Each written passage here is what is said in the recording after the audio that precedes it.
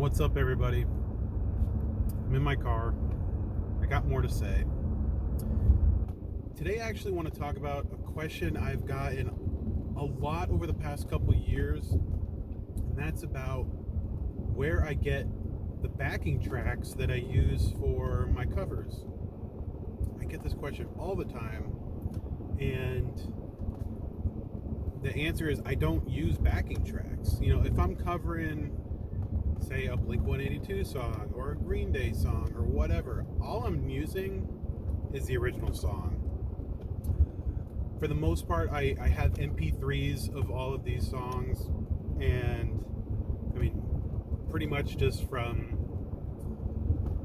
having all these CDs forever, I used to just upload them to my computer. I would make mixes or whatever. So I have, excuse me, I have a ton of MP3s still just on my hard drive. And I actually had a question not that long ago. It must have been a younger fan, was like, where do I get the MP3s for these songs?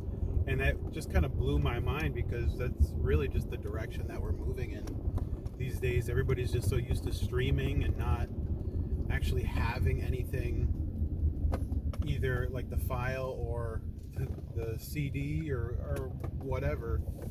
And I had to explain to them, you know, this is how the world used to work. But anyway, these days, if I need the MP3 of a song or whatever, and I don't have it, I'll just go on Amazon usually and just buy the song or the album digitally, and you can just download the MP3 straight from their website. So that's what I use. I'll put that song directly into my DAW, which is, if you don't know, a digital audio workspace, which, you know, lets me move the song around. It lets me layer parts over the song, whatever. And usually what I'll do is I'll start a new session, and I'll usually move it over a little bit. It depends. If it starts immediately with guitar, I'll usually put, you know, some space between the beginning and when it's actually going to start, to give me a few seconds to get lined up in camera and everything. You can set it up so it gives you like a click track ahead of time and then it plays, but that's just how I do it. And yeah, I'll just play along with the song. I hear the song coming through my speakers. I also hear my guitar coming through the speakers, because I plug directly to my computer and everything's digital. So it's not picking up anything that shouldn't be there. Like back in the day, I used to have to listen through my headphones, and then I would try to line up the original song over what I was doing. But the way that I do it now, it just kind of lines up everything perfectly right off the bat. I don't have to mess around with anything after the fact. And no matter what, it's already lined up where it needs to be. Usually these days I'll record at least 2 guitar parts. Say it's a simple song. Say it's like,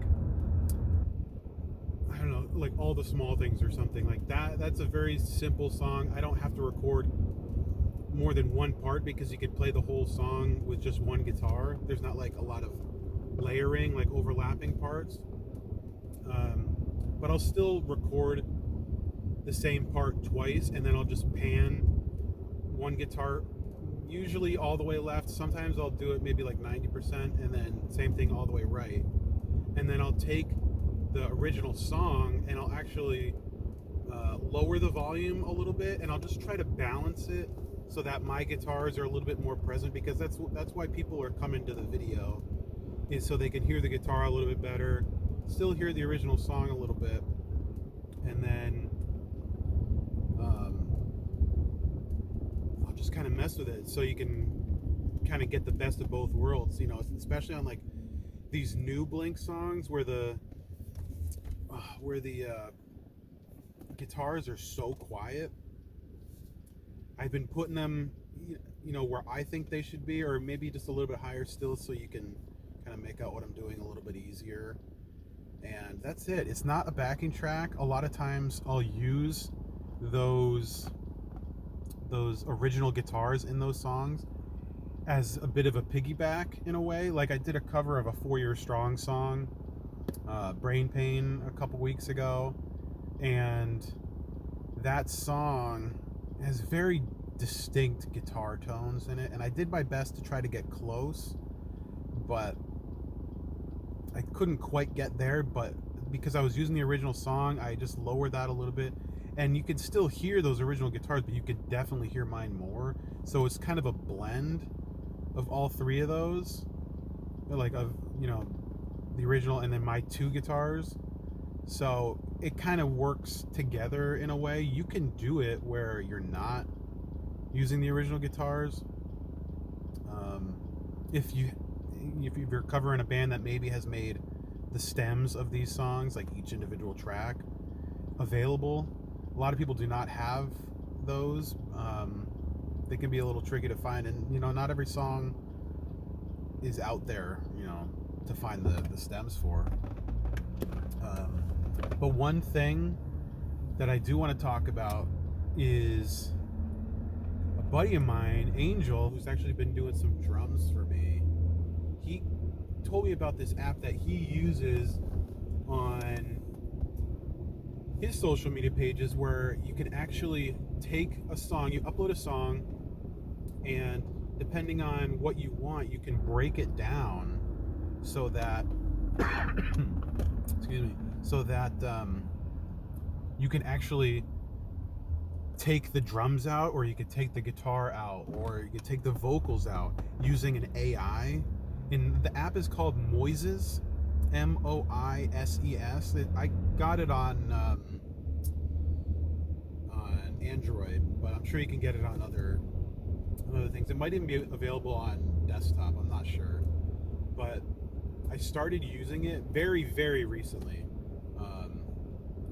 on some Blink songs, because some of these songs were just impossible to hear the guitar on. I did a cover of a new Blink song called See You, and there's like some guitar parts where, like in the verses, you could barely hear the guitar at all, and it's got like an effect on it, so it's really hard to make it out, and the drums are so loud and the vocals are doing their thing, and I just couldn't make it out. So I remembered that Angel, who was on that 4 Year Strong cover of mine, he told me about this app. I'm like, oh yeah, I gotta check this out. So I put the song in there, and I actually ended up buying a membership, so it allows you to get more tracks. So like, you could do a free version where it gives you like vocals, drums, bass, and then everything else. So like guitar would be mixed in with like other little effects and here and there, and I actually paid for it, so it breaks it down a little bit more. And it's not perfect by any means, but it was a godsend.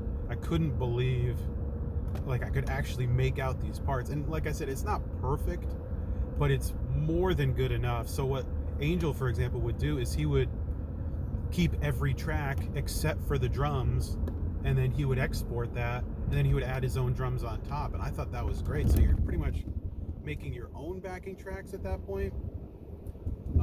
The way that I used it, I still ended up just putting the original song in my DAW, because like I said, I kind of like to piggyback off of it and just kind of make the whole thing sound a little bit better. But I totally get in like the case for drums for Angel, he doesn't want the drums there because it's hard to do both, you know. That's kind of one of those things where like you can't really piggyback off of, because there's just so much going on already. But it allowed me to hear these parts so much better, and I couldn't believe it. It made my job so much easier, because I've been trying to do this by ear for years, and it's been really difficult on some of these songs. And there's been plenty of songs where I just flat out don't do them because I can't hear what's going on well enough, and I don't feel like I can really do it well enough, you know. I feel like it's just not worth doing because someone's going to tell me I'm doing it wrong. I did a cover of Blink Wave from the new Blink album, and same thing, you know, very, very quiet guitars. And granted, that was kind of like an 80s style, very synth heavy song. So I get why it was the case on that song especially, but this allowed me to hear things that I never would have been able to hear otherwise. And I even had a comment on the video saying, like, I didn't even know these guitars, I didn't even know the song had guitars. And I was like, yeah, me neither. But they're in there. They're very quiet, but they're in there. So definitely check out that app, Moises. I thought it was great. And like I said, it can let you use your own backing tracks at that point. So very, very cool. I'm sure there's other AI apps out there that can do a similar thing, but this is the one that I've heard of. And this is not a sponsor, by the way. I couldn't believe this app when I used it. I was just like, I gotta share this, you know. It'll definitely help me out in the future, that's for sure. What else? So yeah, that's basically what I have to say about backing tracks. I don't use them really, and I don't know where you can get them, but you can make them yourself. That is very cool. The other thing I wanted to talk about, which is unrelated, is I've been thinking about bringing back my Patreon page. It's been turned off for, oh man, you can barely see me. Jeez. It's been turned off for, I don't know, a couple years now, because it's just been harder for me to really manage. Oh my God, it is so bright. I'm sorry. It's been harder for me to manage, you know, consistent uploading, even before the baby. It's just one of those things where I was like, you know, I don't really know if what I'm doing is worth it to people. And granted, I didn't have a ton of people on there, but I feel like maybe these days it might be worth it.